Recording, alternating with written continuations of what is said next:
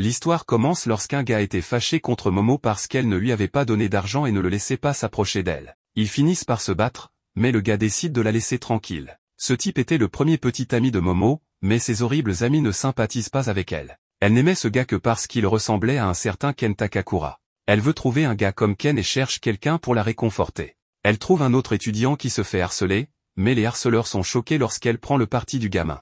Elle décide que le nerf ne vaut pas son temps, mais les harceleurs ont arrêté de le déranger, alors elle s'en va. Le nerf en conclut qu'elle doit être amoureuse de lui, car elle ne lui aurait pas parlé sinon, et il lui montre frénétiquement ce qu'il lisait. Le président est allé sur Mars, mais la fille n'est pas intéressée. Le nerf continue quand même et explique que l'armée américaine a officiellement reconnu l'existence de phénomènes aériens non identifiés. Leur gouvernement a également créé plusieurs forces de défense, donc le nerf croit que les guerres spatiales sont sur le point de commencer. Momo en a assez d'être gentille car elle ne veut pas entendre parler de ses théories du complot, alors elle lui dit que c'est pour ça qu'il n'a pas d'amis. Elle se sent mal après avoir blessé ses sentiments et s'excuse d'avoir été trop loin. Elle explique qu'elle ne croit pas aux extraterrestres, mais elle baisse sa garde et révèle qu'elle croit aux fantômes. Le nerf se met à rire et à se moquer d'elle, car seuls les idiots croient aux fantômes, ce qui mène à une dispute. Momo explique que sa grand-mère est une médium et qu'elle l'a vu faire des exorcismes. Le nerf souligne que ce n'était probablement que des convulsions et que ce n'est pas une preuve que les fantômes existent. Momo réplique en se demandant si le nerf a déjà vu des extraterrestres. Les amis de Momo la voient se disputer et elles en concluent qu'elle a abandonné l'idée de trouver son petit ami idéal comme Ken Takakura. À la place, elle semble avoir choisi un otaku.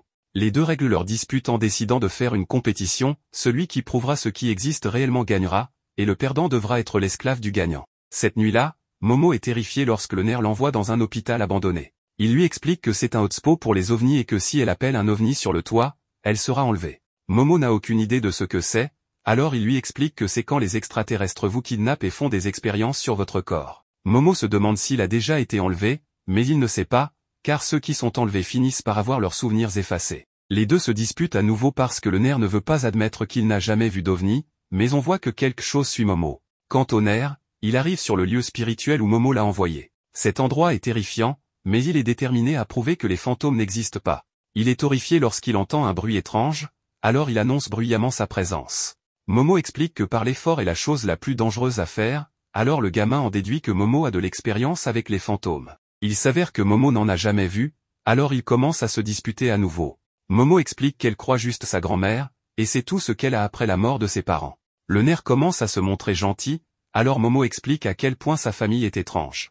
Ils l'ont toujours obligée à faire un rituel de chance avant de sortir, et elle devait le faire tout le long du chemin vers l'école. Cela a bien sûr conduit à ce qu'elle se fasse harceler sans relâche, et cela lui a fait le plus mal lorsque le garçon qu'elle aimait s'est moqué d'elle. Sa grand-mère se mettait en colère si elle ne faisait pas le rituel, alors Momo la détestait. Momo n'a pas parlé à sa grand-mère jusqu'à récemment, et elle a arrêté de faire le rituel. Momo a fini par réaliser que ce qu'elle détestait vraiment, c'était la façon dont le garçon qu'elle aimait s'était moqué de sa grand-mère. Elle aimait sa grand-mère de l'avoir recueillie, et c'est pourquoi elle croit aux fantômes. Momo veut savoir pourquoi le nerf croit aux extraterrestres, mais il ne dit rien. Juste à ce moment-là, il voit des empreintes étranges, et un fantôme terrifiant dit des choses perverses au nerf. Ce dernier prend ses jambes à son cou, et Momo explique ce qu'elle a entendu sur Internet. Selon certains forums, quelqu'un qui rencontre la vieille dame ne doit en aucun cas la laisser le dépasser. S'ils perdent une course contre la grand-mère Turbo, ils seront maudits. La grand-mère rattrape le nerf, alors il hurle de terreur et Momo décide d'aller l'aider. Malheureusement, elle a ses propres problèmes, car elle est attaquée par un trio. Momo se retrouve dans une situation assez étrange, et le trio se présente comme des serpos car ils viennent de la planète Serpo. Momo est horrifié de réaliser qu'ils sont de vrais extraterrestres, mais il lui assure qu'ils sont amicaux. Momo fait remarquer que des extraterrestres gentils ne prendraient pas les vêtements des gens. Les extraterrestres la rassurent en disant qu'ils ont pris soin de ses affaires, mais Momo voit qu'ils ont tout déchiré en lambeaux. Momo exige qu'ils la laissent partir, mais les extraterrestres l'ignorent et expliquent leur histoire. Leur espèce n'a que des mâles, alors ils se reproduisent par clonage. Cependant, ils ont des problèmes avec cette technologie, et ils veulent retrouver une fonction reproductive semblable à celle des humains. Ils prévoient d'utiliser Momo pour cela, mais elle refuse, car elle n'a même pas laissé son ex-petit ami s'approcher d'elle. Momo se réserve pour quelqu'un du type Ken Takakura, alors elle exige qu'il la laisse partir. Les aliens effrayants utilisent la télékinésie pour la convaincre, mais ils sont choqués de constater qu'elle résiste. À ce moment-là, le téléphone de Momo sonne et une jambe sort directement de l'écran pour lui donner un coup de pied en plein visage. La grand-mère Turbo qui poursuivait le nerf sort de l'écran du téléphone et démolit complètement l'un des extraterrestres. Momo est horrifié de voir que ce monstre est en fait le nerf, qui explique qu'il a été maudit par la grand-mère Turbo. Les extraterrestres sont impressionnés par le fait qu'il ait voyagé à travers l'écran, car même n'ont pas cette technologie. Mais le nerf demande de l'aide, car il ne peut pas se contrôler. Les aliens effrayants se préparent à lui prendre ses organes, mais le nerf se déplace beaucoup trop vite et ils n'arrivent pas à le toucher avec leur télékinésie. L'extraterrestre de type Naruto utilise une sorte de jutsu pour envoyer l'enfant voler, puis lui dit de donner ses organes. À la surprise générale, le nerf accepte et explique qu'il attend de voir des extraterrestres depuis longtemps. Il n'a jamais eu d'amis, alors il pensait que les extraterrestres l'accepteraient au moins comme ami. Il a appelé le ciel pour voir un ovni depuis l'école primaire, mais ils ne sont jamais venus. Les harceleurs se sont moqués de lui et les extraterrestres l'ont ignoré, donc personne n'a jamais reconnu son existence. Cependant, Momo l'a défendu malgré tout cela. À cause de cela, le nerf avertit les extraterrestres de ne pas toucher un seul cheveu de Momo, car il ne laissera personne lui faire du mal. Il est prêt à tout sacrifier pour elle, même s'ils viennent à peine de se rencontrer, et il est même prêt à devenir un monstre pour la sauver. Momo l'encourage tandis qu'il se transforme complètement, mais l'extraterrestre le frappe, et Momo est choqué de voir à quelle vitesse il abandonne. L'extraterrestre effrayant recommence à utiliser la télékinésie sur Momo, mais elle se débat contre ça et elle a un souvenir. Sa grand-mère voulait qu'elle libère son chi en faisant le rituel, mais Momo ne voulait pas le faire parce que tout le monde se moquait d'elle. Sa grand-mère a insisté et a guidé Momo à travers le rituel. Elle devait resserrer son abdomen et imaginer qu'elle projetait de l'énergie par le sommet de sa tête. Momo a fait exactement ce que sa grand-mère lui a dit, mais elle avait un sérieux syndrome de stress post-traumatique à cause des moqueries. Elle en avait assez de cette vieille folle, alors Momo a décidé de ne plus jamais faire le rituel et a dit à sa grand-mère qu'elle la détestait parce qu'elle était une fausse médium. Momo s'excuse maintenant pour ce qu'elle a dit et elle effectue le rituel. Elle imagine de l'énergie jaillir du sommet de sa tête, et cela la libère étonnamment des contraintes des extraterrestres. Le nerf n'en croit pas ses yeux, car il devient clair que Momo peut utiliser des pouvoirs psychiques. Momo n'en revient pas non plus, et l'extraterrestre ne comprend pas pourquoi sa télékinésie est repoussée. Il se demande s'il l'a poussé à ouvrir ses chakras, mais Momo répond simplement que c'est parce que sa grand-mère était une vraie médium. Momo remercie sa grand-mère, car elle a maintenant le pouvoir de se défendre. Avec ses nouveaux pouvoirs, Momo détruit complètement le dernier extraterrestre et l'envoie voler directement sur la Lune. La fausse Lune explose et révèle qu'il s'agissait en réalité de l'OVNI. Momo cherche le nerf pour qu'il puisse s'échapper, mais la forme monstrueuse de celui-ci l'attaque à la place. Elle lui dit de se ressaisir pour qu'il puisse reprendre le contrôle. Momo utilise un peu de son pouvoir pour séparer le nerf de la grand-mère, et cette dernière exige de savoir qui est Momo. Momo est horrifiée de voir que le nerf est toujours maudit même si la grand-mère a quitté son corps. La vieille dame explique qu'elle a encore possession de ses parties masculines, et tant qu'elle garde ce contrôle, le nerf restera maudit. La grand-mère doit retourner au tunnel et dit aux deux jeunes de la rencontrer là-bas s'ils veulent lever la malédiction sur le nerf. La grand-mère n'est pas une menace pour l'instant, mais l'OVNI est sur le point de s'écraser. Finalement, l'OVNI s'écrase sur un bâtiment et tombe au sol. Le nerf conclut qu'il doit maintenant croire aux fantômes, étant donné qu'il vient d'être maudit par l'un d'eux, et Momo n'a pas d'autre choix que de croire aux extraterrestres après avoir été enlevés. Ils sont toujours dans une situation difficile, car le nerf perdra le contrôle de lui-même si Momo ne maintient pas la malédiction avec ses pouvoirs psychiques. La seule façon pour le nerf de lever sa malédiction est de battre la grand-mère à plate couture. Le nerf n'a pas d'autre choix que d'aller la combattre, alors il laisse ses vêtements à Momo pour qu'elle ait quelque chose à porter sur le chemin du retour. Momo lui rappelle qu'il perdra le contrôle sans elle, mais le nerf ne veut plus l'impliquer. Le nerf dit qu'il s'en sortira seul d'une manière ou d'une autre et qu'il utilisera simplement sa volonté pour atteindre le tunnel. Momo aimerait qu'il demande son aide, car il n'aurait clairement pas survécu sans elle plus tôt. Le nerf se demande s'il est vraiment acceptable pour quelqu'un comme lui de demander de l'aide, et Momo lui assure que c'est bien le cas. Elle lui dit de remettre ses vêtements, mais le nerf lui demande de le faire elle-même, car il ne pourra pas lui parler autrement. À ce moment-là, le cœur de Momo commence à battre la chamade. Elle ne comprend pas pourquoi, mais elle se rend compte que le nerf vient de réciter l'une des répliques de Ken Takakura. Momo parvient à se calmer, puis elle demande enfin le nom du nerf. Le nerf se présente comme étant Ken Takakura, et Momo est submergée de choc. Une fois de retour, elle refuse d'accepter la réalité, mais il lui dit que peu importe, il reste Ken. Cela pousse Momo à se jeter par terre pour faire une crise, tandis que Ken est rapidement pris par la malédiction, n'ayant aucun contrôle sur elle. Voyant qu'il a perdu le contrôle, ce qu'elle fait par réflexe est de le projeter violemment contre un mur, ce dont il la remercie malgré la douleur subie. On peut supposer qu'il est masochiste. C'est à ce moment que Momo lui propose de fixer une règle, elle lui interdit d'utiliser son nom, car elle aime l'occultisme. Désormais, son surnom sera Okarunia. Elle le met en garde de ne pas l'embêter. Pourtant, à un moment donné, Ken lui lâche un paix en plein visage, justifiant son geste en disant qu'elle le mettait sous pression. Plus tard, elle remarque qu'il fait déjà jour, ce qui signifie que la turbo-grand-mère ne sortira probablement pas maintenant, car les fantômes ne sortent pas la nuit. Pour cette raison, elle lui propose de se rendre chez elle, et une fois arrivée à l'entrée, Elle le prévient de faire attention, car sa grand-mère est stricte avec les garçons, ayant même presque tué son dernier petit ami. Ken se plaint qu'elle dise une chose pareille à la dernière minute, mais alors qu'il s'apprête à franchir l'entrée, il prend soudainement feu et se tord de douleur. Momo ne comprend pas pourquoi cela s'est produit, mais essayant d'agir rapidement, elle utilise son pouvoir pour le jeter dans la rivière de l'autre côté de la route. Après cela, elle remarque un seau sur l'un des piliers de l'entrée. Elle s'excuse et lui explique qu'une barrière énergétique a été installée. Une fois qu'elle a enlevé le seau, elle lui assure qu'il peut désormais passer. Toutefois, si cela échoue, il suffira de le jeter à nouveau dans la rivière. Avec quelques difficultés, Ken franchit l'entrée sans souffrir, et profitant du fait qu'ils sont déjà à l'intérieur, elle commence à se moquer de sa nouvelle coiffure, ressemblant maintenant à une vieille dame. En entrant dans la maison, Momo voit que sa grand-mère n'est pas là, et en se dirigeant vers sa chambre, elle dit à Ken qu'elle est sur le point de se changer, et qu'il doit fermer la porte. Quelques secondes plus tard, il est à nouveau pris par la malédiction, ce qui le pousse à ouvrir brusquement la porte, ce qui l'embarrasse tellement qu'elle le jette contre le mur pour le maintenir à distance de toute vue indécente. Après s'être changé,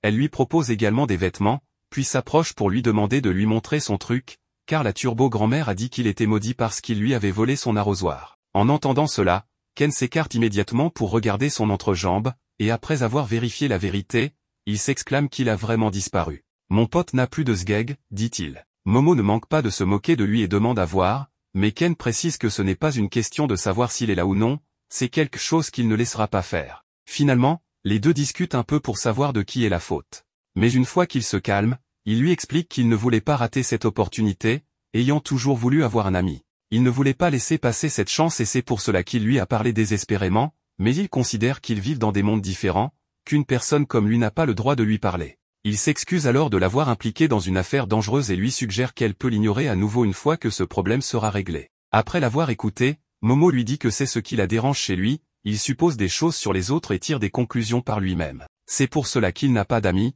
parce qu'il les repousse. Elle s'approche alors pour lui conseiller de ne pas dire des choses comme « tu peux m'ignorer », mais plutôt qu'ils peuvent simplement discuter de choses occultes. Le voyant si silencieux, elle s'assoit à ses côtés et essaie de l'encourager, mais quelques secondes plus tard, Ken l'appelle l'aide, ce qui provoque une nouvelle confrontation entre les deux. Ken lui reproche d'être très désinvolte en mentionnant les faiblesses des gens comme si de rien n'était. Mais avant que la situation ne dégénère, une sonnerie se fait clairement entendre. Il pense que sa grand-mère est de retour, mais Momo le fait taire immédiatement, car elle n'avait jamais entendu cette sonnerie auparavant. La grand-mère lui avait dit qu'il y avait deux sonnettes, l'une pour les humains et l'autre pour les esprits maléfiques. Là, les deux voient une silhouette devant la porte, et Momo se rend compte que cela s'est produit parce qu'elle a retiré le talisman en papier de l'entrée. En le ramassant, elle propose à Ken d'aller le remettre en place, car si c'est un esprit maléfique, il brûlera comme lui l'a fait, et il n'y aura pas à s'inquiéter puisqu'ils pourront sortir des lieux. Il décide de sortir par la porte arrière pour jeter un coup d'œil, mais il ne voit pas l'esprit maléfique. Ce qui se passe ensuite, c'est que tout le terrain de la maison se retrouve enfermé par des murs de pierre,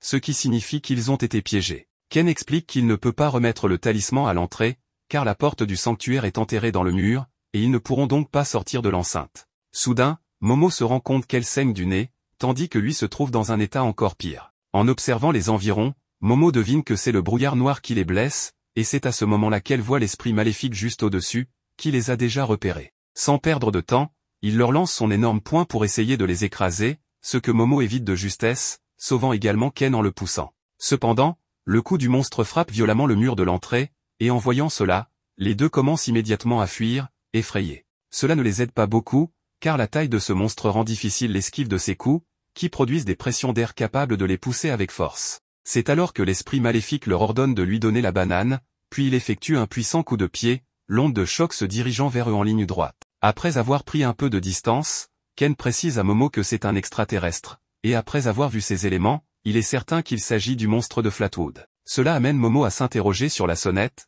car cela signifierait que l'extraterrestre a été détecté par un piège à fantômes. Ken lui raconte qu'une étude conclut qu'une personne qui voit des phénomènes psychiques a souvent tendance à voir aussi des ovnis. En d'autres termes, il pourrait y avoir un lien entre les fantômes et les extraterrestres, ce qui pourrait signifier que ce monstre est lié aux extraterrestres d'hier. Momo sait que s'ils ne font pas rapidement quelque chose, ce brouillard va les tuer, mais elle ne peut pas utiliser ses pouvoirs correctement tout en contrôlant la malédiction. Alors qu'il fuit tant bien que mal les attaques explosives de l'extraterrestre, la malédiction de Ken commence à devenir incontrôlable à cause de l'épuisement. Mais quand Momo s'efforce davantage de la contenir, Ken regarde son bras, toujours maudit, et réalise qu'il peut le maîtriser. Après un bref moment de silence, il propose soudainement à Momo de se battre, disant qu'il a besoin qu'elle libère la malédiction. S'il s'agit d'un extraterrestre, il n'a pas peur et veut libérer la malédiction de son corps tout en gardant le contrôle de son esprit. En esquivant un autre des assauts du monstre, Momo lui rappelle qu'il n'a toujours pas maîtrisé ce pouvoir, mais elle lui fait comprendre que s'il a de la chance, il pourrait être capable de contrôler le pouvoir de la grand-mère. Acceptant de prendre le risque, elle libère la malédiction, ce qui fait que Ken se laisse peu à peu consumer par elle. Juste à ce moment-là, un autre coup du monstre se dirige vers eux, mais au milieu de l'explosion, Ken parvient à canaliser la malédiction, en ressortant indemne avec cette nouvelle transformation. Avec ce nouveau pouvoir, Ken remarque qu'il déborde de puissance, mais il est déprimé, ce qui ne plaît pas du tout à Momo. Ken lui rappelle qu'il est maladroit, ce qui énerve Momo car elle lui avait dit de ne pas dire ça. En le voyant continuer à parler sur un ton déprimé, elle lui donne quelques bons coups pour le faire taire. Ensuite, il s'approche du monstre d'une manière désinvolte, mais le monstre finit par l'écraser violemment. Pourtant, les doigts d'une de ses mains sont coupés, tout cela grâce au nouveau pouvoir que Ken expérimente. Momo est étonné de la rapidité avec laquelle cela s'est passé, n'étant même pas capable de le percevoir, et cela lui fait croire qu'il pourrait peut-être gagner. Soudain, Ken commence à cracher beaucoup de sang, et, affaibli, le monstre parvient à lui porter un coup. Momo le sort rapidement de là avec son pouvoir, et après être redevenu normal, Ken s'excuse en disant que son corps ne peut pas suivre le rythme du pouvoir de la malédiction. Il a l'impression que son corps est sur le point d'exploser, car ce n'est pas une vitesse normale pour un humain. Il se demande alors comment ils vont pouvoir le vaincre. Momo lui crie qu'elle ne sait pas, et que si elle savait comment faire, il ne serait pas en train de se battre en ce moment. Elle prête alors plus d'attention au monstre, se rendant à peine compte qu'il est en train de faire du sumo, ce qui signifie que s'ils arrivent à faire toucher le sol à l'une de ses mains, ils pourraient gagner. Ken la traite de génie pour cette idée, ce qu'elle reconnaît sans hésiter. Ensuite, il lui rappelle qu'il va bientôt atteindre sa limite, tandis que Momo lui demande de viser les pieds en attaquant, pendant qu'elle le renversera avec son pouvoir psychique. Rapidement, les deux commencent à courir droit vers l'extraterrestre, qui exige à nouveau qu'il lui donne leur banane. Après avoir esquivé le prochain assaut du monstre, Ken s'élance à une vitesse vertigineuse, détruisant la jambe du monstre en un instant, ce qui le mène rapidement à sa limite. Momo contrôle alors la malédiction avec sa main droite tout en utilisant sa main gauche pour faire tomber l'extraterrestre, causant ainsi le contact de l'une de ses mains avec le sol. Lorsque cela se produit, sa main fond immédiatement, mais l'extraterrestre parvient à se remettre debout et, d'un geste rapide, attrape Momo par surprise pour la projeter contre le mur de l'entrée. À cause de ce moment d'inattention, la malédiction commence à submerger Ken, mais il revient à la normale avant d'aller plus loin,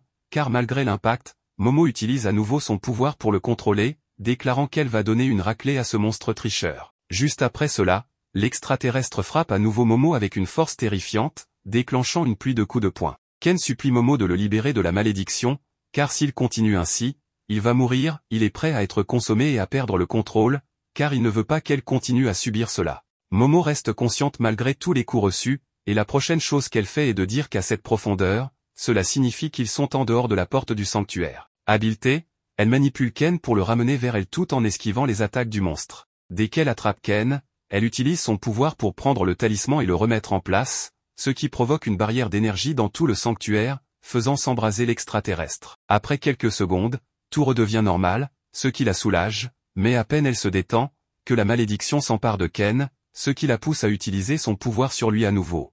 Elle remarque alors qu'il a changé de coiffure, trouvant qu'il a l'air plutôt bien, même si elle préférait celle qui le faisait ressembler à une vieille dame. Ken se plaint de ses moqueries, et Momo mentionne qu'elle se sent un peu étourdie avant de s'effondrer inconsciente au sol. En quelques secondes, Ken s'approche pour essayer de la réveiller, mais aussitôt, la malédiction commence à la consumer à une vitesse alarmante. Comme rien ne l'arrête, le processus de la malédiction s'accélère peu à peu, lui donnant l'apparence redoutable de la turbo-grand-mère, tandis qu'elle a Momo juste devant elle, complètement sans défense. D'un autre côté, la grand-mère de Momo participe à une émission de télévision, où elle lit l'avenir dans une boule de cristal pour une célébrité, l'idole Young, à qui elle révèle qu'il ment sur son âge, qu'il est marié et a un enfant non reconnu. Une célébrité ordinaire, pourtant cette idole nie tout. À la fin du programme, les producteurs s'excusent pour les propos tenus par la voyante, tandis qu'elle quitte les lieux. Elle rentre en taxi, où le chauffeur la reconnaît comme la voyante sacrée Dodoria. Ayant vu son apparition à la télévision il y a quelques jours, le conducteur lui demande un autographe, mais à ce moment-là, Dodoria lui ordonne de s'arrêter et tente de descendre du véhicule, lui ordonnant de partir s'il ne veut pas avoir de problème. Le pauvre chauffeur n'obtient même pas son paiement.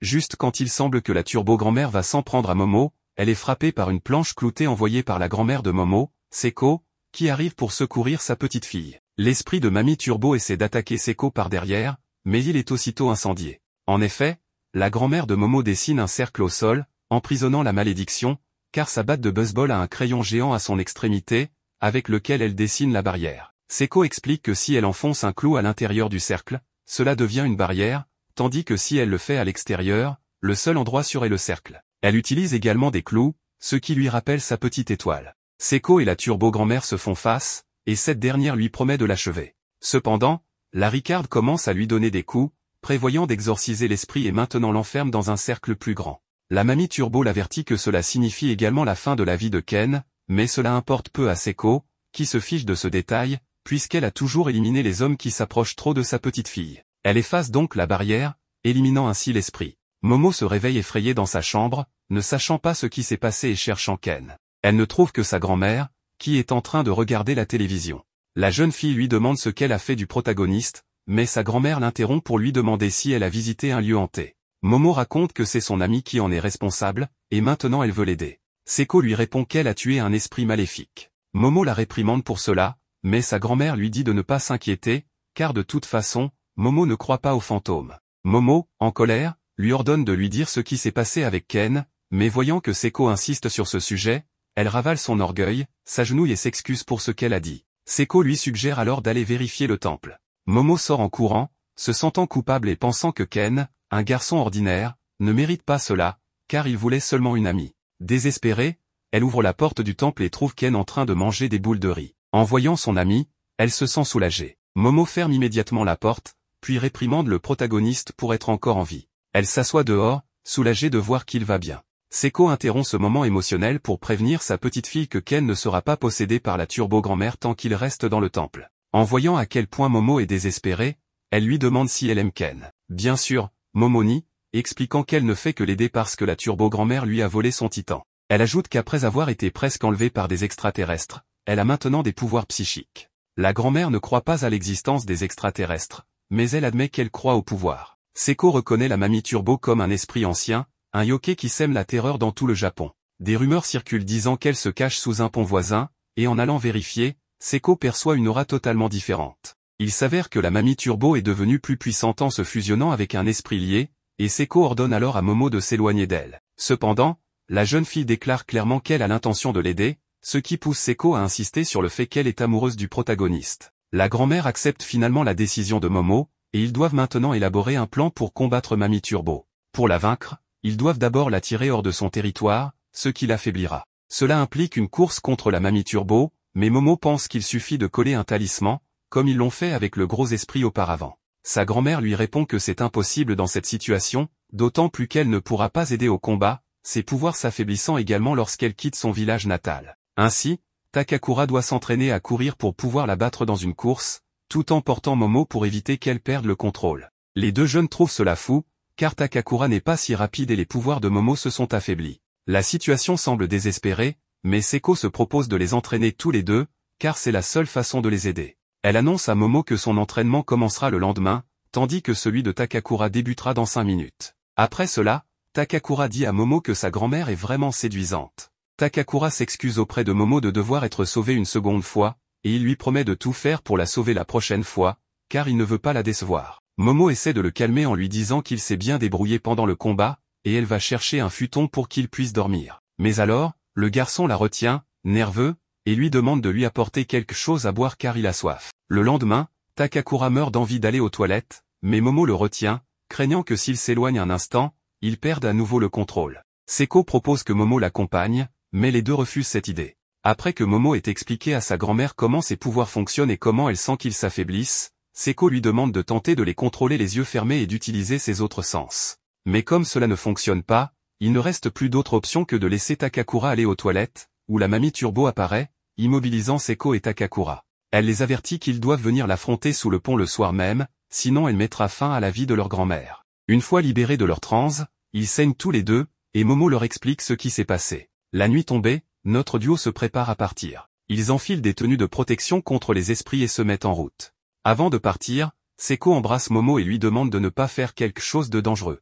Momo promet à Takakura qu'elle éliminera la mamie Turbo, car elle ne permettra pas qu'on fasse du mal à la seule famille qui lui reste. Et ainsi, nos héros se dirigent vers la confrontation finale avec la mamie Turbo. Momo et Okaru arrivant dans le tunnel abandonné où réside la grand-mère Turbo. En tentant de la contenir, ils découvrent que l'esprit est beaucoup plus puissant que ce qu'ils avaient prévu. Même lorsqu'Okaru décide de se transformer pour l'affronter, il ne peut pas le faire, démontrant le désavantage dans lequel il se trouve. À la surprise des deux, la grand-mère Turbo lui rend son chili, levant ainsi la malédiction. Cela s'avère être un retournement inattendu, car l'esprit semble surpris qu'Okaru soit capable d'utiliser ses pouvoirs de manière volontaire. Bien que la malédiction disparaisse, la grand-mère Turbo reste déterminée à les dévorer. C'est à ce moment-là que Momo se souvient de ce que sa grand-mère a dit. Elle réalise que l'esprit ne peut pas résister au défi. C'est là que la stratégie mentale entre en jeu, car Momo défie la grand-mère Turbo à un jeu de chat.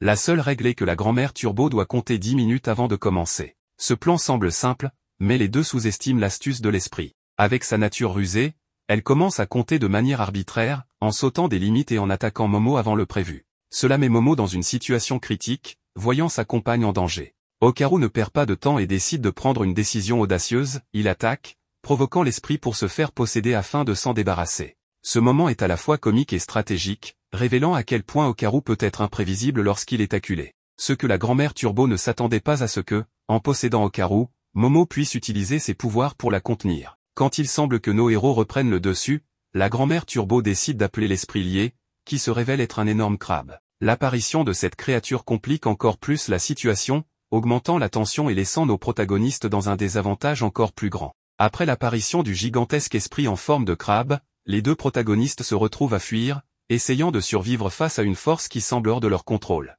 Malgré l'intensité du moment, Okaru montre son ingéniosité et décide une fois de plus d'utiliser les pouvoirs de la grand-mère Turbo. Cette ressource leur permet de gagner un peu de temps et de distance tout en fuyant dans les rues de la ville. Pendant la poursuite, Momo montre une fois de plus sa capacité à penser rapidement sous pression. Elle a une idée ingénieuse pour arrêter le crabe, l'emmener dans un sauna, oui, spécifiquement dans un endroit avec des eaux thermales. Son plan est simple mais efficace, utiliser l'eau chaude pour cuire ou au moins ralentir le crabe en profitant de ses propriétés physiques pour contrer l'esprit. Le plan de Momo fonctionne à merveille. En arrivant au sauna, ils réussissent à faire entrer le crabe en contact avec l'eau chaude, ce qui affaiblit temporairement cet esprit. Cela leur donne l'occasion de continuer leur fuite. Cependant, la tranquillité qu'ils gagnent est de courte durée. Alors qu'ils pensent avoir réussi à respirer, la grand-mère Turbo les surprend à nouveau, montrant sa nature persistante et vengeante, et décide d'invoquer des renforts. Un groupe d'esprits qui se reposait à proximité se joignent à la poursuite. Intensifiant encore plus la situation, ce mouvement laisse clairement entendre que ni Momo ni Okaru n'échapperont facilement aux griffes de la grand-mère Turbo et, bien sûr, à ses alliés surnaturels. Vers le climax de l'épisode et de cette intense poursuite, nos héros trouvent encore une fois des moyens de s'échapper des griffes de la grand-mère Turbo, qui semblait déjà savourer la victoire. Momo et Okaru parviennent à monter dans un train qui roule à 120 km/h, ce qui, en théorie, devrait les mettre hors de portée de la grand-mère Turbo, dont la vitesse maximale est de 100 km/h. Cependant, le train n'atteint pas sa vitesse maximale, ce qui permet à la grand-mère Turbo, avec sa ténacité caractéristique, de se rapprocher dangereusement d'eux. Au moment où il semble qu'il ne pourrait pas échapper à son emprise, la situation prend un tournant inattendu. La grand-mère Turbo a atteint sa limite, ayant dépassé la distance maximale qu'elle peut parcourir sans perdre sa connexion avec le tunnel, l'endroit où réside son pouvoir. C'est à ce moment-là que Seiko entre en action. Avec son aide, les jeunes parviennent enfin à vaincre la grand-mère Turbo, s'assurant qu'elle ne devienne plus une menace pour eux. C'est ici que la narration approfondit, nous offrant un contexte sur la grand-mère Turbo que nous ne connaissions pas. Seiko révèle que cet esprit n'a pas toujours été une entité maléfique. À l'origine, la grand-mère Turbo était une jeune femme qui a subi un destin cruel et tragique. Ce tunnel a été le théâtre d'actes atroces commis contre des jeunes, et la grand-mère Turbo est la manifestation de l'énergie accumulée par ces événements. La révélation selon laquelle la grand-mère Turbo essayait de consoler les personnes s'approchant du tunnel, malgré le fait d'être un esprit maudit, ajoute une couche de complexité émotionnelle. Seiko explique que, bien que les intentions des morts puissent sembler nobles, le contact avec les vivants ne doit pas se produire, car cela entraîne seulement plus de douleur et de chaos. C'est l'une des règles non écrites de la coexistence entre les mondes des vivants et des morts. Une fois chez eux, les deux tourtereaux commencent à se battre comme d'habitude, et le pire, c'est que le dîner consiste en un crabe. Pendant ce temps, Seiko demande à Okaru de lui montrer son sgeg, car elle veut vérifier s'il l'a vraiment. Cela fait clairement que Okaru se demande s'il parle à une idiote, mais en voyant qu'elle devient sur la défensive, il n'hésite pas à s'éloigner avec peur. Il lui demande alors de faire quelque chose, mais elle reste occupée à manger le crabe comme une petite écureuil. Une fois qu'il est temps pour lui de partir, elle le remercie pour tout, et les deux se disent au revoir, mais tous deux restent pensifs, comme s'il manquait quelque chose. Momo prend l'initiative de le faire s'arrêter pour lui dire qu'elle espère le revoir demain, un geste si gentil qui le rend heureux, car c'est ce dont il avait besoin. Le lendemain, Ken reprend les cours, car tout revient à la normale, mais il se montre assez nerveux, ayant un problème en tête, il veut bien réussir son salut matinal avec Momo. Il a même beaucoup pratiqué la veille au soir. Lorsqu'il arrive à l'entrée, il se rend compte qu'elle est là, mais il ne pense pas qu'elle l'attend uniquement parce qu'ils sont devenus amis. C'est pourquoi il décide de passer son chemin. Momo le regarde attentivement, et malgré cela, elle s'approche pour le bousculer et le saluer, ce qui lui fait comprendre qu'elle l'attendait vraiment. Une fois entrée dans l'école, elle commence à lui raconter avec enthousiasme et en détail toute son expérience avec les extraterrestres. Ken se contente de l'écouter sans trop parler, montrant un peu de timidité. Lorsqu'il essaie finalement de dire quelque chose, elle doit partir pour sa classe, mais pas avant de lui dire qu'elle espère le revoir plus tard. À ce moment-là, un élève le bouscule fortement, le traitant avec désinvolture comme d'habitude. Ken ignore cela et va s'asseoir sans s'en préoccuper, acceptant de tout pardonner, peu importe à quel point c'est déraisonnable, car il a maintenant une amie incroyable. D'un autre côté, les amis de Momo remarquent qu'elle est ailleurs et en concluent qu'elle est préoccupée par des choses liées à son ex. Elles ignorent que Momo souhaite en réalité parler d'extraterrestres et commence à s'impatienter. La même chose arrive à Ken, qui aimerait beaucoup parler avec elle des fantômes. Il était nerveux ce matin et n'a pas pu répondre malgré toutes les questions qu'elle lui a posées. Justement, Momo pense la même chose, elle est impatiente de lui parler des extraterrestres qui l'ont attaqué, curieuse de savoir ce qu'ils mangent ou s'ils portent des sous-vêtements. À la fin du cours, ils sortent tous les deux dans le couloir pour se retrouver, mais à cause de la foule, ils passent l'un à côté de l'autre sans se voir. Momo arrive dans sa classe et demande des nouvelles d'Okaru, mais ceux à qui elle s'adresse ne comprennent pas de qui elle parle, car elle évite de dire son vrai nom pour des raisons évidentes. De son côté, Ken essaie de demander où elle est, mais sa timidité fait qu'on ne l'entend même pas. Après cela, ils se rendent tous les deux à différents endroits de l'école, et par hasard, ils passent très près l'un de l'autre, mais ils ont le malheur de ne jamais se croiser. Après un moment, ils sortent tous les deux dehors et s'assoient pour réfléchir. Ken pense qu'elle a sûrement remarqué ce matin qu'il est ennuyeux, et c'est pourquoi elle s'est probablement lassée de lui. De son côté, Momo se désespère de ne pas l'avoir trouvé et, en y repensant, elle se dit qu'il semblait découragé ce matin. Elle suppose donc qu'il ne se sent peut-être pas à l'aise qu'on lui parle autant et se reproche de ne pas avoir pensé à ses sentiments. Peu à peu, il commence à se blâmer et à se dire qu'ils ont fait quelque chose de mal. Ensuite, il se lève et se dirige vers l'intérieur de l'école, sans se rendre compte qu'ils empruntent le même chemin, ce qui les fait se heurter. En plus de cela, leurs lèvres se frôlent un instant. Ils se reprochent mutuellement ce qu'ils font là, mais après s'être calmés, ils finissent par comprendre qu'ils se cherchaient mutuellement et qu'ils pensaient que l'autre ne voulait pas le voir. Cela dissipe leur malentendu, mais, soudain, les amis de Momo les interrompent, déclarant qu'ils viennent de s'embrasser et qu'ils ont quelque chose ensemble. Face à ces accusations absurdes, Momo le nie fermement, précisant qu'elle n'embrasserait jamais ce crétin, ce qui pousse Ken à lui répondre de la même manière. En quelques minutes, ils se disputent vivement, puis chacun part de son côté. En voyant cela, Miko et Ken se convainquent que les deux sont vraiment proches.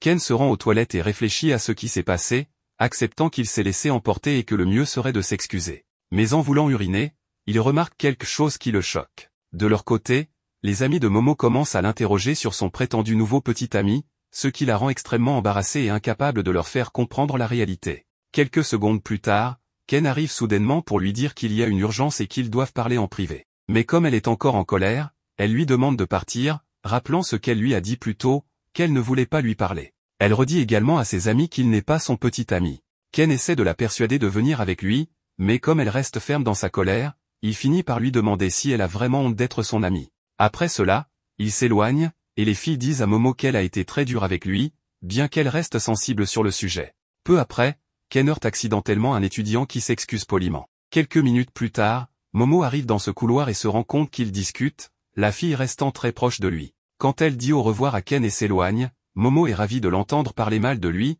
allant jusqu'à dire que ce nerf avait l'air bête de tomber complètement sous son charme. Elle prend plaisir à faire tomber les idiots amoureux d'elle. Ces paroles énervent assez Momo pour qu'elle utilise ses pouvoirs pour faire tomber un lavabo sur la tête de la fille, la rendant inconscient.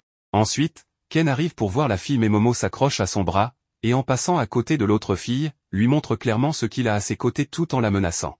Lorsqu'ils marchent ensemble, Momo en profite pour lui dire qu'elle est désolée, reconnaissant qu'elle a mal agi. Ses amis pensaient qu'ils s'étaient embrassés dans la cour, ce qui l'a paniqué. Elle admet finalement ne pas avoir honte d'être son amie. Ken, légèrement nerveux, lui dit que ça ne le dérange pas du tout et qu'il est heureux de leur réconciliation.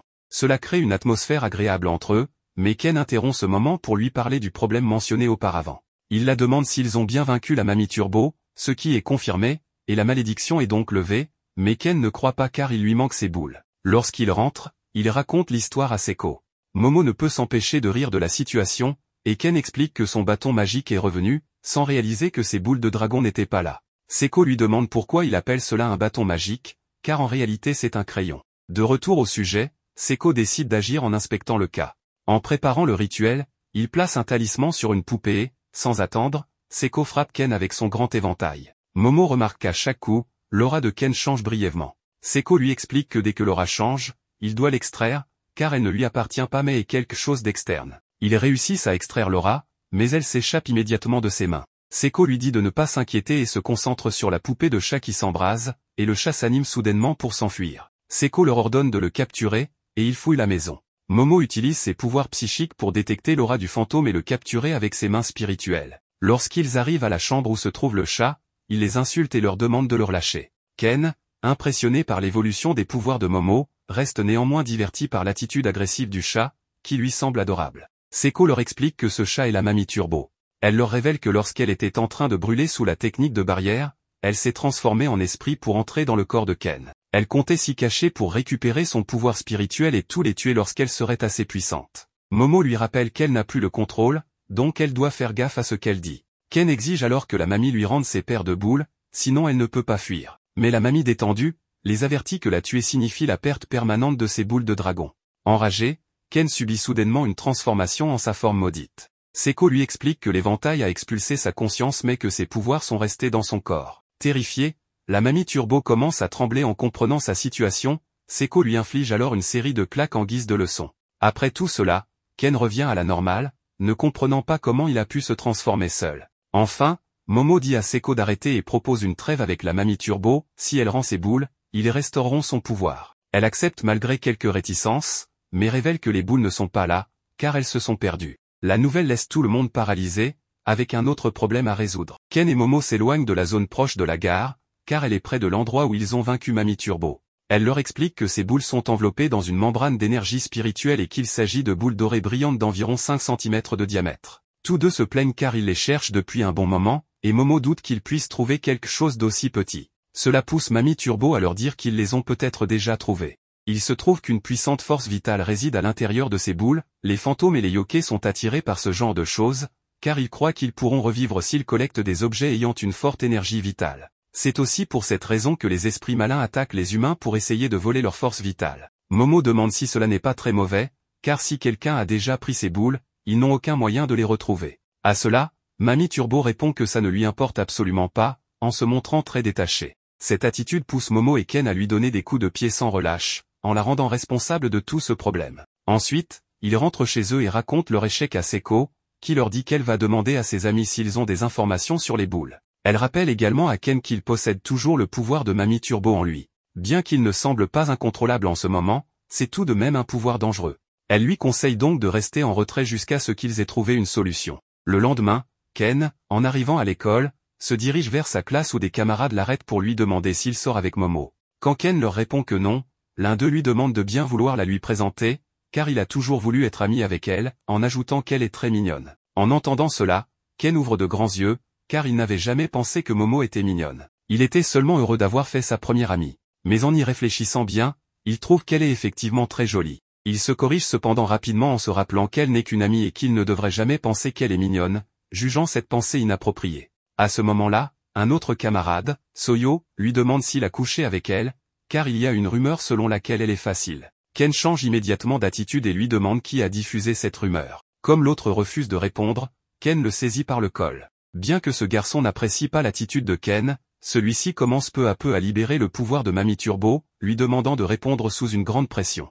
Le garçon, effrayé, finit par admettre que ce n'est pas lui qui a propagé la rumeur. Après quelques secondes, Ken reprend son calme et s'excuse, puis retourne à son siège. Peu de temps après, Mamie Turbo apparaît depuis son sac et le salue en remarquant qu'il passe un mauvais moment. Ken la remet rapidement dans son sac pour se précipiter dans un couloir désert, où il lui demande ce qu'elle fait ici, puisqu'elle était censée être isolée dans la maison de Momo. Elle lui explique que Seko a dit qu'un chat doit agir librement, car de toute façon elle ne pouvait rien faire. Plus important encore, elle sent qu'il traverse des difficultés et pense que ce pouvoir est un fardeau pour quelqu'un comme lui. C'est pourquoi elle lui propose de retourner en lui promettant que dès qu'elle récupérera ses pouvoirs, elle le laissera en paix. Ken est irrité par cette suggestion, car elle devrait d'abord lui rendre ses boules. Avant qu'elle ne puisse continuer à parler, il la remet dans le sac dès qu'il entend la voix de Momo. Avant qu'il puisse lui expliquer ce qui se passe, son sac tombe soudainement car il est fasciné par son visage, se rappelant clairement ce qui la distrait, elle est très mignonne. Cela le pousse à s'éloigner, incapable de lui parler correctement. Momo lui demande pourquoi il prend ses distances, mais comme il ne répond pas, elle commence à le poursuivre sans relâche. D'un autre côté, Mamie Turbo sort du sac pour explorer et vole avec plus de liberté. Un peu plus tard, les amis de Momo voient qu'elle est contrariée et lui disent que Ken s'est battu avec d'autres garçons qui ont mal parlé d'elle. Apparemment, quelqu'un répand une mauvaise rumeur sur elle. Cela rend Momo un peu embarrassée, mais elle ne comprend toujours pas pourquoi Ken l'évite. À partir de là, on voit l'étudiante Era Shiratori passer dans le couloir de l'école. Elle pense que Momo est une belle fille et que, rien qu'en marchant dans le couloir, elle attire tous les regards. Non seulement elle est jolie, mais elle sourit et salue tous ceux autour d'elle. Cependant, même une fille parfaite comme elle est furieuse pour quelque chose, en l'occurrence Momo et ce qu'elle lui a fait avant. Alors, elle a répandu la rumeur que Momo est facile, mais elle est en colère car cela ne s'est pas suffisamment propagé. Selon elle, personne ne comprend que cette fille est un démon. Lors de l'accident, elle l'a clairement vu, Momo avait une aile de démon qui poussait dans son dos. Cela l'a convaincue qu'elle est sans aucun doute un démon. Mais le fait d'avoir soudainement acquis la capacité de voir ce genre de choses signifie qu'elle est l'élu. Elle en avait déjà un peu conscience, et elle pense que c'est à cause de sa grande beauté. Pour le prouver, elle montre une boule dorée qui lui est tombée du ciel. En la trouvant, elle a supposé qu'elle devait aussi sauver le monde de ce vil démon, ce qu'elle prévoit de faire. On voit brièvement comment elle a trouvé cette boule dorée, elle était près du train au moment où ils ont vaincu Mamie Turbo et, juste après l'avoir ramassée par terre, elle a commencé à voir petit à petit des choses que les autres ne peuvent pas percevoir. De retour dans le présent, ses amis viennent lui dire qu'elles ont obtenu les objets qu'elle a demandés, une Bible et une croix, bien qu'elle se plaigne de l'odeur de gaz. Ses amis doutent que ce qu'elles sont sur le point de faire soit bien, mais elles lui montrent leur soutien en tant qu'amie. À ce moment-là, Hera s'alarme en voyant quelque chose dehors, une femme en robe rouge. Cependant, ses amis lui disent qu'elle ne voit rien. Hera pense alors qu'il s'agit d'un membre de la famille de Momo et se cache, mais elle retrouve rapidement son air doux et innocent quand des garçons s'approchent pour la saluer. À ce moment-là, on voit que la Mamie Turbo les observait, bien qu'elles finissent par se retirer. Hera parle en code à ses amis pour qu'elles exécutent leur plan après l'école, et elles lui font un signe de pouce en retour. De retour avec les garçons, ils sont maintenant assis sur le toit, mangeant ensemble. Momo demande à Ken de le regarder, mais Ken continue d'éviter le contact visuel, prétendant qu'il surveille pour s'assurer que la Mamie Turbo ne tente pas de s'échapper. En entendant cela, Momo se concentre sur elle et lui demande ce qu'elle fait ici. En voyant qu'elle l'ignore, il lui rappelle qu'il l'a battue, ce qui la met en colère. Une fois calmée, la Mamie Turbo explique qu'elle a cherché les boules avec beaucoup d'efforts et qu'elle a trouvé une femme suspecte. Ken soutient cette hypothèse, disant qu'il pourrait s'agir d'un humain qui les a ramassés au lieu d'un yokai. La Mamie Turbo ajoute que si un humain les ramasse, il pourrait éveiller des pouvoirs spirituels et commencer à voir des fantômes. Un humain capable de voir des fantômes signifie aussi que les fantômes peuvent voir cet humain, ce qui les expose à des attaques. Bien qu'elle ignore le nom de cette fille suspecte, elle accepte de les mener à elle après l'école. Après un moment, Hera remarque que la gardienne de Momo se rapproche de plus en plus, ce qui commence à l'inquiéter. À la fin des cours, elle s'approche immédiatement de Momo pour lui demander de lui parler en privé. Momo accepte poliment, et Hera l'emmène dans une usine abandonnée. Dès qu'elle en a l'occasion, elle fait signe à ses amis, qui surprennent Momo et parviennent à lui immobiliser les poignets avec un ruban de sécurité. Ensuite, Hera s'approche de lui pour essayer de l'exorciser avec une croix. Momo, furieux, utilise ses mains spirituelles pour envoyer ses amis voler, les laissant inconscientes sous l'impact. Cette démonstration de pouvoir pousse Hera à redoubler d'efforts pour faire face à Momo, allant même jusqu'à sortir sa boule dorée pour obtenir plus de puissance. Momo confirme alors qu'elle est bien celle qui la possédait. Quelques minutes plus tard, Ken arrive, et Momo lui signale qu'Hera est la fille suspecte qu'il cherchait, mais Ken crie que ce n'est pas le cas, car en réalité, elle est victime de la femme suspecte. Juste après, le fantôme qu'Hera avait vu approche et la saisit dans ses mains, ravie de pouvoir enfin la voir. Elle lui dit qu'elle est sa mère, attirant son attention. Cela permet à Ken de se transformer pour attaquer, mais le fantôme esquive facilement ses coups. Grâce à sa meilleure agilité, elle l'attrape avec une main et tente de le dévorer. Momo essaie de l'arrêter avec son pouvoir, mais comme elle ne peut pas utiliser ses mains, elle a beaucoup de mal à le contrôler. Le fantôme effectue une rotation agile, projetant Momo contre des objets et, sans être interrompu, dévore complètement Ken. Puis elle reporte son attention sur Hera et lui fait savoir qu'elle a attendu plus de 10 ans pour pouvoir la voir. Cela pousse Hera à douter qu'il s'agisse d'une parente de Momo. Le fantôme lui rappelle qu'elle l'a appelée « maman » ce jour-là et lui demande de l'appeler ainsi de nouveau. À peine capable de comprendre ce qui se passe, Hera pense que Momo combat ce démon et lui propose de s'allier. À ce moment, la Mamie Turbo sort des décombres et utilise un téléphone. Après quelques recherches, elle explique à Momo que ce fantôme est sans aucun doute l'acrobate à la chevelure soyeuse. Cependant, Momo la critique parce que le téléphone est celui de son ami Miko, ce qui signifie qu'elle l'a volé. À ce moment, Hera déclare à Silky qu'elle est l'élue et qu'elle va donc éliminer des monstres comme elle. En entendant cela, Silky la dévore complètement, puis blâme Momo d'avoir incité Hera à devenir une délinquante. Ensuite, elle libère ses cheveux en tous sens, créant une situation critique. Momo demande de l'aide à la mamie Turbo, mais celle-ci ne parvient pas à la libérer. Silky parvient à attraper Momo et commence à la traîner dans tous les sens, lui infligeant de lourds dégâts. Elle lui dit qu'elle peut l'appeler « maman » si elle souhaite être pardonnée, mais, bien qu'elle soit étranglée, Momo parvient à l'insulter, ce qui pousse Silky à la dévorer. Avec tout le monde hors de combat, la mamie Turbo s'approche pour lui montrer son mépris et lui faire savoir que, selon ce qu'elle a entendu, un mannequin Echo a le pouvoir d'attirer quelque chose de bon. Elle remarque que Silky a avalé ses propres cheveux en même temps que Momo. Soudain, une flamme bleue violente jaillit de sa bouche, l'enveloppant complètement et brûlant à grande vitesse. La mamie Turbo explique que le chapelet que cette fille tenait était en réalité un briquet et que Momo a mis le feu à ses cheveux avec ce briquet. Il ne devrait rien rester à brûler dans son estomac, mais elle a mangé ses propres cheveux par accident. Cela force Silky à recracher les 3 personnes qu'elle a dévorées. Ken et Momo s'en sortent indemnes, bien qu'Hera soit inconsciente.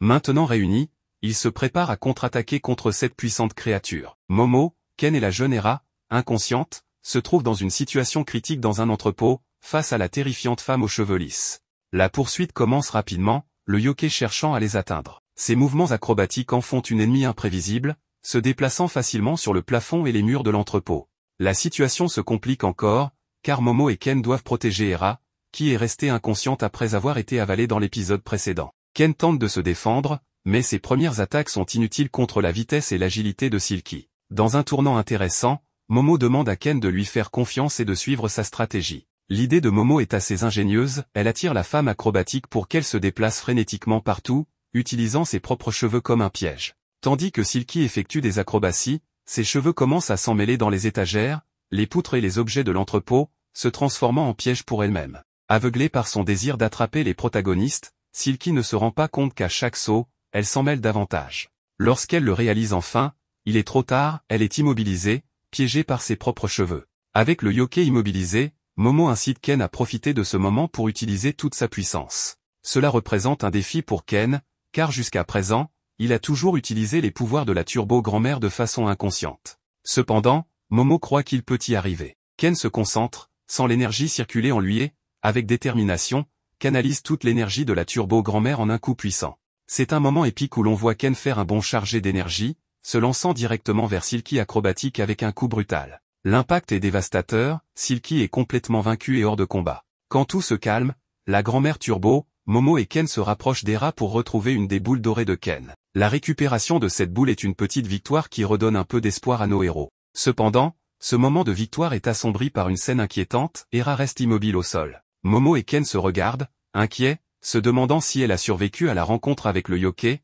car elle semble être dans le ciel des capybaras. Alors, Hera est-elle morte? En fait, Hera est effectivement morte à cet instant, car selon la grand-mère Turbo, tout humain avalé par un yokai perd la vie. Momo et Ken ont seulement été sauvés grâce à leur pouvoir surnaturel. Cependant, nos jeunes héros ne renoncent pas et essaient de tous les moyens de lui rendre la vie. Dans un retournement inattendu, le yokai propose de donner son aura à Hera, ce qui pourrait la sauver. Apparemment, les auras sont comme des batteries pour les êtres vivants, ainsi, un simple échange d'aura pourrait sauver la jeune fille. Bien sûr, nos héros se méfient des intentions de la femme acrobatique. Cependant, dans cette situation critique, c'est leur dernier espoir. Momo accepte l'échange d'aura. Mais ce qu'elle découvre est une vérité accablante, il s'avère que le yokai n'était pas mauvais. Tout ce qu'elle voulait, c'était revoir sa fille. Silky acrobatique n'est pas un yokai ordinaire, non, son histoire est teintée de tragédie et d'un passé profondément marqué par la douleur et la perte. Dans sa vie humaine, elle était une femme ordinaire qui se battait pour survivre et pour offrir une bonne vie à sa fille, qui était devenue sa seule raison de vivre. Les difficultés financières l'ont obligée à accepter des emplois épuisants, dont un particulièrement dégradant. Cependant, le désir de voir sa fille heureuse et de lui fournir un foyer sûr, la motivait à endurer toutes sortes de souffrances. La vie de Silky a pris un tournant tragique lorsqu'elle a été harcelée par ses créanciers, qui ont décidé de lui donner une leçon en lui enlevant sa fille. Désespérée, elle a tenté de les poursuivre, mais a échoué à la récupérer. Le cœur brisé et sans espoir, elle est montée sur la terrasse de son immeuble et, dans un dernier acte de désespoir et de douleur, a exécuté une danse acrobatique sous la pluie avant de se jeter dans le vide. Ce moment a marqué sa transition vers le monde des yokais, laissant derrière elle sa vie humaine, mais emportant avec elle le profond désir de retrouver une fille à aimer. En tant que yokai, Acrobatic Silky devient une figure tourmentée par le besoin de combler le vide laissé par sa fille. En voyant Hera, son instinct maternel se réactive et elle projette en elle l'image de la fille qu'elle a perdue, avec une obsession de la contrôler et de la posséder. Cependant, dans une manifestation de son amour déformé, la femme acrobatique va jusqu'à sacrifier sa vie et son essence spirituelle pour sauver la jeune fille. Dans un moment chargé de symbolisme,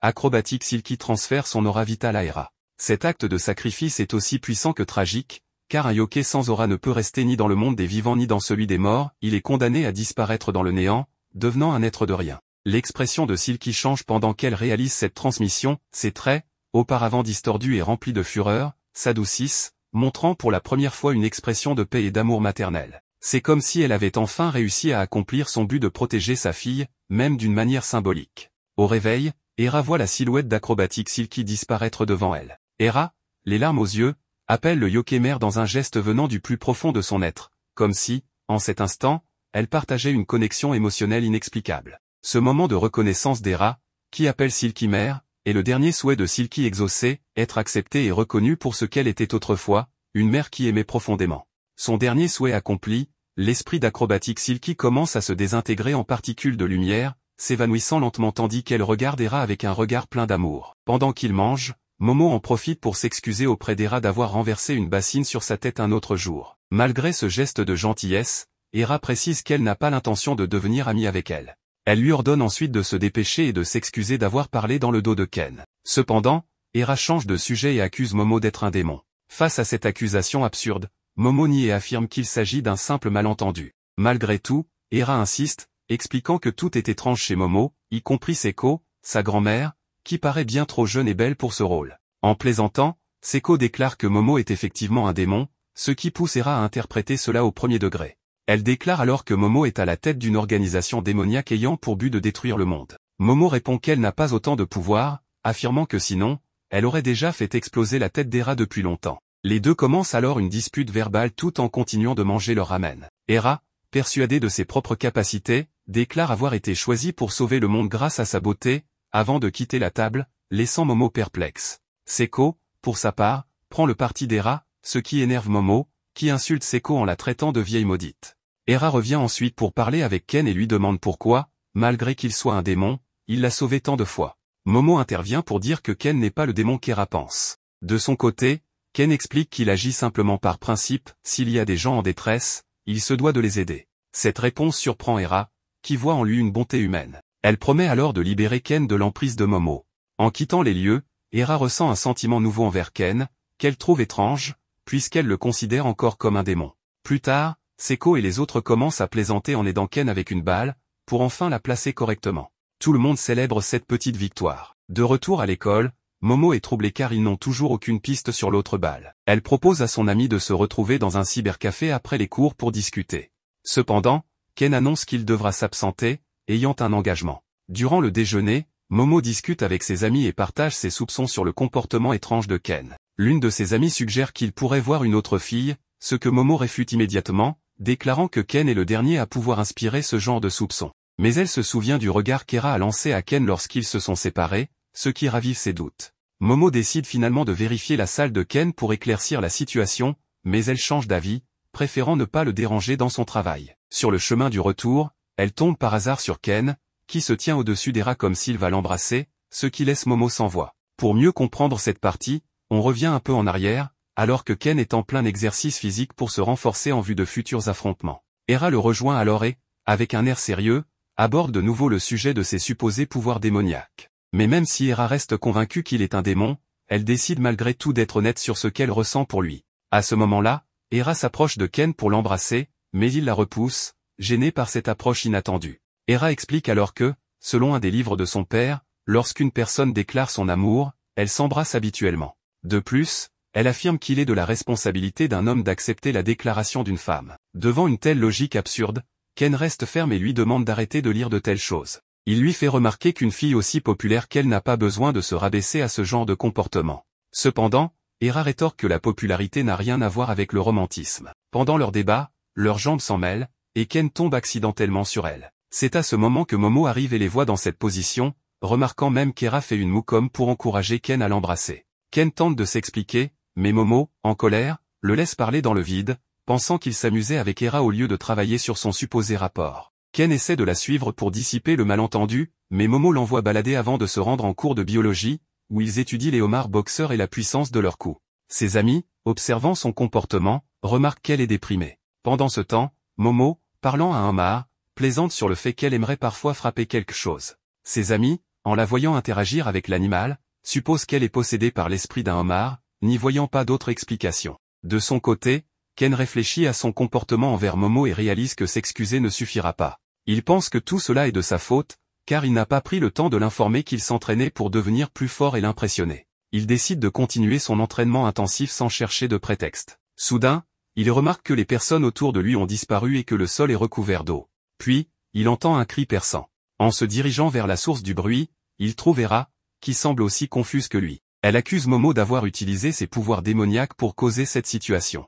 En entendant cela, Ken réalise que Momo a également disparu. Il parcourt l'école en l'appelant, tout en ressentant une sensation familière liée à un incident passé. Pendant ce temps, Momo, perdue et inquiète pour Ken, se rappelle leur dispute plus tôt et reste troublée. Elle sent alors une présence approcher et voit un animal qui ressemble davantage à un serpent. Le monstre, alerté par elle, tire un rayon laser vert, détruisant presque tout autour. Ken entend l'explosion causée par l'animal et suppose qu'il s'agit d'un affrontement. Hera, méfiante, demande si Momo et Ken ne lui cachent pas quelque chose. Irrité, Ken lui répond qu'il n'en sait rien, bien qu'il reconnaisse que cela ressemble à un événement passé, où le ciel s'était obscurci soudainement, laissant lui et Momo encerclés. Hera demande comment ils avaient résolu cette situation, et Ken explique qu'ils avaient dû affronter un alien responsable de ces perturbations. En entendant cela, Hera reste incrédule, ignorant jusqu'ici l'existence des extraterrestres. Ken lui confirme leur existence et ajoute qu'ils sont bien plus puissants que les créatures locales. Hera, curieuse, s'interroge sur les motivations des aliens à les attaquer. Ken admet ne pas connaître leurs raisons, mais se rappelle que les extraterrestres qu'il avait affrontés collectaient des organes reproducteurs humains.